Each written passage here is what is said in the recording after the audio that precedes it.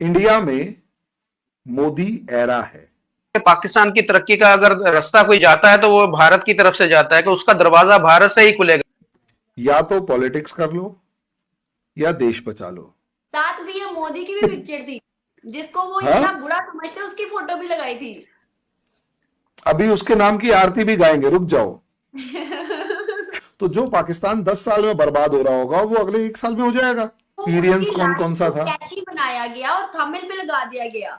Exactly exactly. असलियत में मनमोहन सिंह से उनको कोई लेना देना है ही नहीं। अच्छा, इनसे पूछ लिया जाए कि आप इंडिया से कंपेयर कर रहे हैं लेकिन कोई पॉलिसी भी तो बताओ। प्राइम मिनिस्ट्रियल कैंडिडेट हैं, वो भी कह रहे हैं हाँ जी इंडिया से सीखना चाहिए, इंडिया बड़ा हॉट केक बन चुका। सबसे पहले अनम जी थैंक यू, आपने एक बढ़िया टॉपिक चूज किया। इसलिए नहीं कि कोई शोएब चौधरी के ऊपर हम डिस्कशन करने जा रहे हैं, बल्कि इसलिए क्योंकि आपने एक रेफरेंस दिया पाकिस्तानी मेन स्ट्रीम मीडिया का। इसमें आपने अपने प्रधानमंत्री का भी नाम बताया कि वो भी कुछ ऐसा ही बोल रहे हैं कि हाँ हमें इंडिया से सीखना चाहिए। आपके जो इस टाइम पर एक जेल में बैठे हुए एक्स प्राइम मिनिस्टर हैं वो भी कहते हैं हाँ जी हमें इंडिया से सीखना चाहिए, इंडिया को देखो।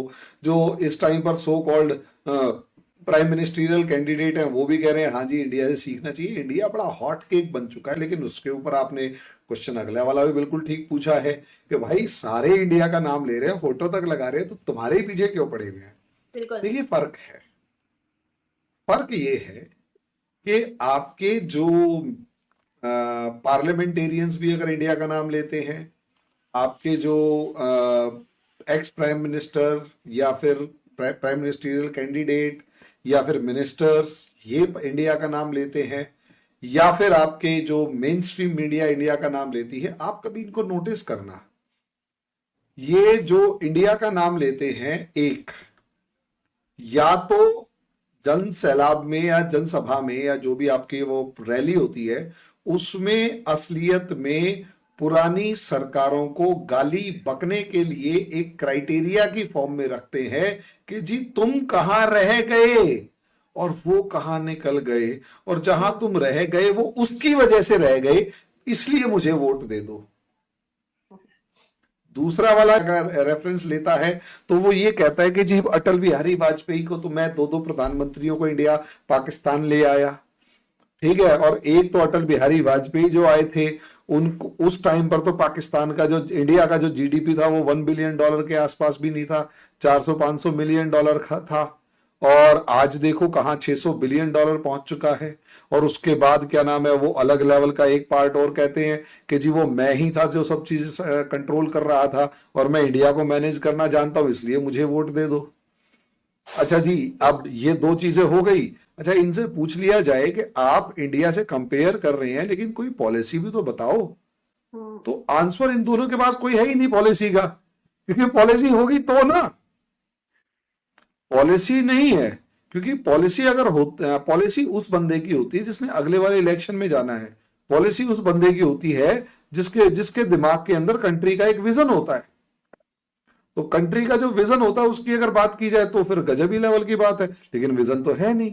अब आपके जो प्रधानमंत्री इमरान खान आए थे, अगर उनसे पूछा जाए कि भैया आपने पाकिस्तान का कर्जा उतारना है या खर्चा कम करना है, तो मजे की बात ये वो 8 भैंसे बेच रहे हैं, प्रधानमंत्री वाली गाड़ियां बेच रहे हैं, वो सब कुछ चीजें बेच रहे हैं और कह रहे हैं हम इकोनॉमिक क्राइसिस को झेल लेंगे और ठीक करेंगे। अरे भाई, यानी तुम वो बंदे हो जो कि मतलब 20,000 रुपए की सैलरी लेने वाला बंदा है और उसको 200 करोड़ की कंपनी पकड़ा दी जाए। 20,000 रुपए की सैलरी लेने वाला 200 करोड़ की कंपनी को चलाने अगर लगेगा तो सबसे पहले वो अगर खर्चा कम करना पड़ जाए तो उन्हें चपरासी को ही हटाएगा। वो चपरासी की वजह से कंपनी थोड़ा ना घाटे में हो रही है। मेरा जो प्राइम मिनिस्टर्स ऑफिस है, मान लिया उसका एनुअल खर्चा 1,000 करोड़ रुपए है, माना 1,000 करोड़ रुपीज है प्राइम मिनिस्टर्स ऑफिस का खर्चा। तो या फिर पार्लियामेंट रन करने का जो खर्चा है, बहुत सारे मेरे पास भी एक आधा मैसेज भी भेज देते हैं इडियट्स, उनको समझा देते हैं हम लोग कि जी पूरी पार्लियामेंट के ऊपर जो खर्चा होता है ना वो अप्रोक्सीमेट 5,000 करोड़ रुपए होता है। मैंने कहा यार एक बात बताओ, एक इंडिया की जो इकोनॉमी है वो इस टाइम $4 ट्रिलियन की इकोनॉमी है, ठीक है। गवर्नमेंट का जो बजट बनता है वो 75 लाख करोड़ रुपए का बनता है। 75 लाख करोड़ रुपीस का बजट बनता है। ओ गधे, एक बात बता, 75 लाख करोड़ की कंपनी को चलाने के लिए अगर तूने 1,000 करोड़ रुपए खर्च कर दिए, वो बिल्कुल ऐसा ही है जैसे 1,000 रुपए खर्च करके तुमने 75 लाख रुपए कमा लिए। घाटा है, नुकसान, फायदा है। अब तुम उस 1,000 करोड़ रुपए बचाने के चक्कर के अंदर 75 लाख को आग लगा दोगे तो वो इमरान खान कहलाओगे और फिर कहोगे जी भैंसे बेच के मैंने इकोनॉमी बचा ली। तो विजन कहां है? विजन। अब आ जाते हैं आपके मीडिया पे। मीडिया ने एक बहुत शैलो टाइप का डिस्कशन किया। शैलो कैसे? बहुत ही हल्का। कैसे हल्का डिस्कशन? इसलिए किया क्योंकि उसने, है ना, लोगों को एक चीज, टीआरपी। देखो बड़े मीडिया में, जैसे हमारे यूट्यूब चैनल्स के अंदर बहुत सौ को, जैसे आप लोगों की भी आजकल लड़ाई हो रही है, उसके अंदर क्या है? व्यूअरशिप की लड़ाई है। तो ऐसे ही उनका टीआरपी की लड़ाई है।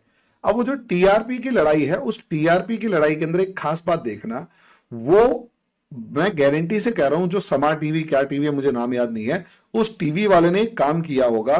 उसने एक लाइन बोली होगी कि हमें भी मनमोहन सिंह वाला मॉडल अपनाना चाहिए और इंडिया वाला मॉडल अपनाना चाहिए। उससे आगे शायद उसे भी नहीं पता होगा कि वो इंडिया वाला मॉडल है क्या भाई।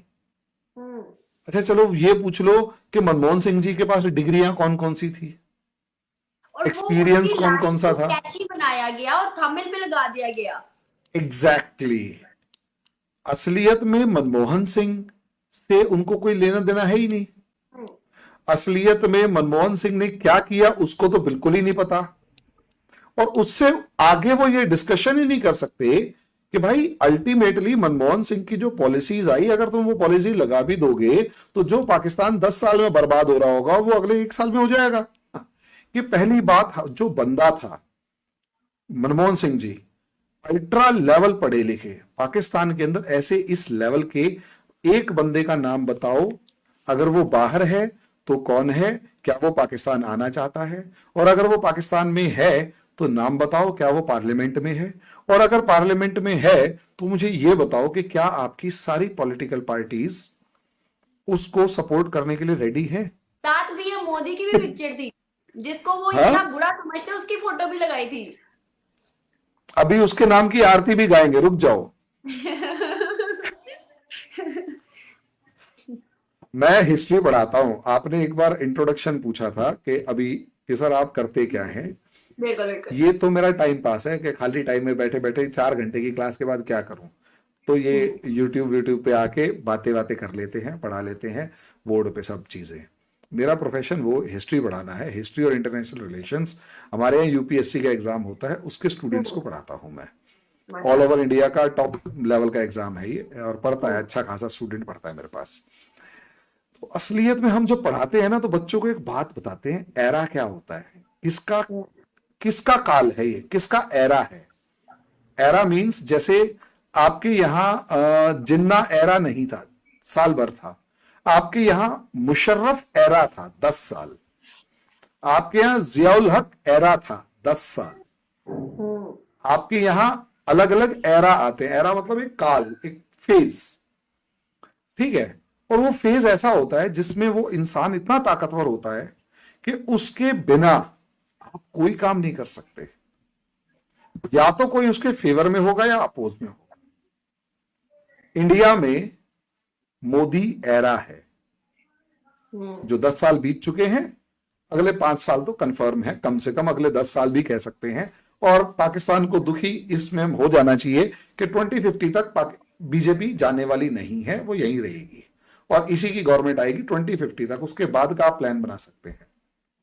अब एरा इसलिए होता है क्योंकि हम देखते हैं कि फेज क्या है। अब इसे इस तरीके से देखो, जिस टाइम 1991 92 में रिफॉर्म्स हो रहे थे ना, हमारे यहां पता है कैसी डेमोक्रेसी थी। आपके यहां वालों के पास तो बुद्धि नहीं है, आपके जो नेता हैं इनके पास बुद्धि नहीं है, मानो।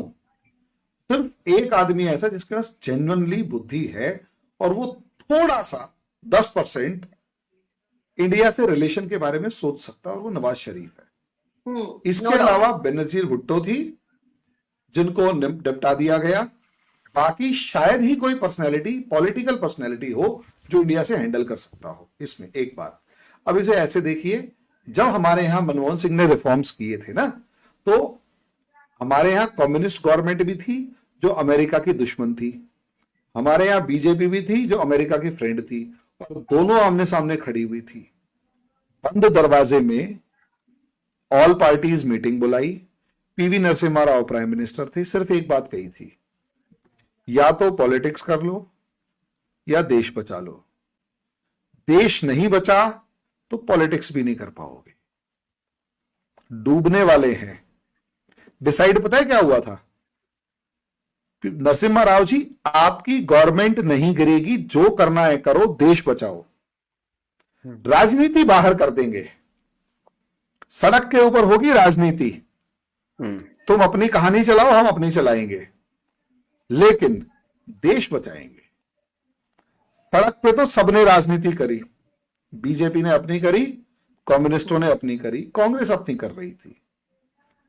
सरकार नहीं गिरने दी, बड़ी मजबूती के साथ, माइनॉरिटी गवर्नमेंट के साथ, माइनॉरिटी गवर्नमेंट के साथ पूरे 5 साल खड़े रहे कि साहब सरकार नहीं गिरेगी, आप रिफॉर्म्स करो।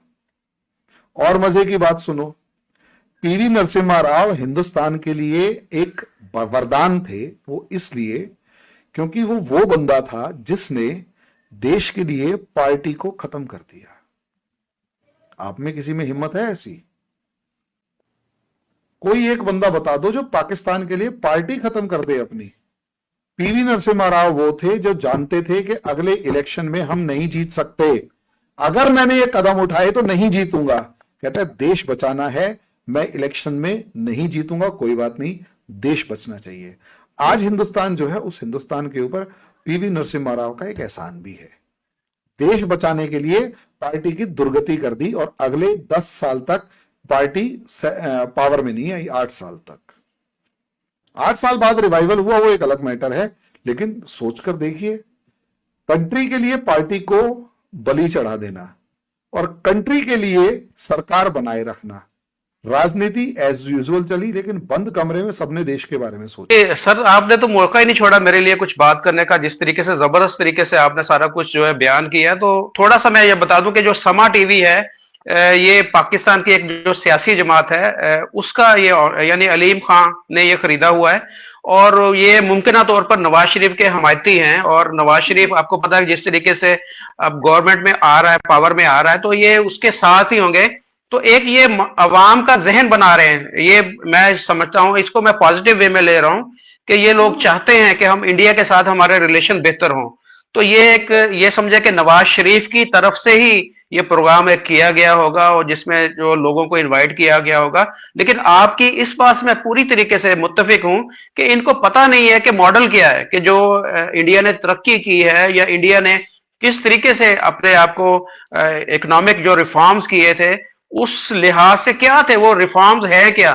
पाकिस्तान के अंदर जिस तरीके से आपने बोला कि कोई भी कंपनी आकर इन्वेस्टमेंट करती है, यहां पर तो उसको कोई लैंड एक्वायर करने के लिए 2-2 3-3 महीने लग जाते हैं। उसके बाद में उसको बिजली का अगर उसने कनेक्शन लेना है, लाइट का कनेक्शन लेना है, इलेक्ट्रिसिटी का, तो ट्रांसफार्मर लगाने के लिए 2 महीने उसके लिए चाहिए। इसके बाद में अगर किसी बैंक के अंदर उसने अकाउंट खुलवाना है, आगे कुछ जो इस तरह का प्रोसीजर करना, कोई लोन लेना, तो वो उसके लिए अंदर 6 माह उसके अंदर लग जाने। तो कोई भी कंपनी पाकिस्तान के अंदर आकर इन्वेस्टमेंट क्यों करेगी।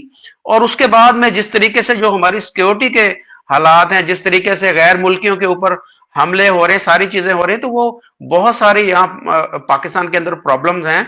भारत से सीखने की जरूरत है, और मैं समझता हूं कि इसके लिए हमें जो है उनके लोगों की मदद लेने की जरूरत है। नवाज शरीफ के ऊपर पहले भी इल्जाम लग चुके हैं। बिल्कुल आपने कहा है मुजफ्फर भाई, जैसे कि समा टीवी ने नवाज शरीफ के हक में बोला है कि भाई उनके साथ अच्छे ताल्लुकात वो इंडिया के साथ बनाना चाहते हैं, लेकिन मैं ऐसा नहीं मानती। मुझे लगता है कि ऑलमोस्ट जितने भी चैनल्स हैं वो इंडिया की बातों को डिस्कस करते हैं, क्योंकि डेली रात में मेरी रूटीन है, मैं न्यूज सुनती हूँ, चाहे वो इंटरनेशनल हो या पाकिस्तानी हो, तो मैं डेली सुनती हूँ। तो डेली सारी न्यूज के अंदर एक न्यूज इंडिया की लाजमी होती है, चाहे वो बुराई में हो चाहे वो अच्छाई में हो, लेकिन लाजमी होती है। तो इसका क्या मतलब है कि कहीं ना कहीं इंडिया को हम डिस्कस करना चाहते हैं, कहीं ना कहीं हम इंडिया हिंदुस्तान को मतलब अपने प्रायोरिटी पर रखते हैं कि भाई हमने पीआर वहां से लेनी है लाजमी। तो इस चीजों को मैं मतलब समझती हूँ कि शायद कहीं ना कहीं हमारे लिए हिंदुस्तान जरूरी है। मे बी ऐसा ना सबका पॉइंट ऑफ व्यू, लेकिन मुझे ऐसा लगता है। मैं पहले भी अपने हर प्रोग्राम में कहता हूं कि पाकिस्तान की तरक्की का अगर रास्ता कोई जाता है तो वो भारत की तरफ से जाता है कि उसका दरवाजा भारत से ही खुलेगा। पाकिस्तान की जो भी तरक्की, अगर पाकिस्तान आज फैसला कर ले कि मैंने बेहतरी की तरफ जाना है, अपने मुल्क को तरक्की की तरफ लेके जाना है, तो उसका दरवाजा जो है वो इंडिया की तरफ से खुलेगा, इंडिया के साथ अच्छे रिलेशन के साथ खुलेगा। तो रिलेशन बेहतर बनाने के लिए जिन चीजों की जरूरत है, पाकिस्तान को उन चीजों को बेहतर बनाने की जरूरत है। अपने एतमाद जो खराब किया, हमें उस एतमाद को ठीक करने की जरूरत है, जो ट्रस्ट बिल्डिंग की जरूरत है। तो उसके लिए बहुत सारे इकदाम की जरूरत है। ऐसे ही नहीं ये हो जाएगा कि आज ये ऐसे, इसके लिए पाकिस्तान को एक वक्त चाहिए और अच्छे रिलेशन चाहिए। और उसके लिए नवाज शरीफ मैं समझता हूं कि सबसे बेहतर बंदा है। मैं हरिमोहन सर की बात से बिल्कुल इत्तेफाक करूंगा कि नवाज शरीफ अगर आ जाएगा तो पाकिस्तान की तरक्की भारत से अच्छे ताल्लुकात के बाद में बेहतर हो सकती है। बिल्कुल एक ऐसे ही लास्ट है। कमेंट मेरा है, उसके बाद आप एंड कीजिएगा। पाकिस्तान की कंफ्यूजन भी है, आजकल बनना भारत जैसा है, लेकिन बेसिक स्टेटमेंट क्या है? हम भारत नहीं है। आई एम नॉट इंडिया, ये पाकिस्तान को सिखाया गया। अब सिखाया गया आई एम नॉट इंडिया, अब बता रहे हमने भारत जैसा बनना है, तो यार कंफ्यूज नहीं, कंफ्यूजन क्रिएट होती हुई नजर आ रही है। बिल्कुल ऐसे ही है। हमारे देखने वाले व्यूवर्स हैं वो बताइएगा कि आज का प्रोग्राम उन्हें कैसा लगा, और जिस तरह से डिबेट की जा रही है इस सारी चीजों पे कि हमारे ऊपर अटैक्स हैं, लेकिन वही चीजें जब मेन स्ट्रीम मीडिया या हमारे ऑफिशियल्स बताते हैं तो उनके ऊपर कोई ऐसी स्टेटमेंट या बात नहीं की जाती। तो इस पर आपकी क्या राय बताइएगा कमेंट बॉक्स में। हमें दी इजाजत, हमें मिलेंगे इस तरह की नेक्स्ट वीडियो में इंशाल्लाह सून। तब तक के लिए अल्लाह हाफिज, बाय बाय।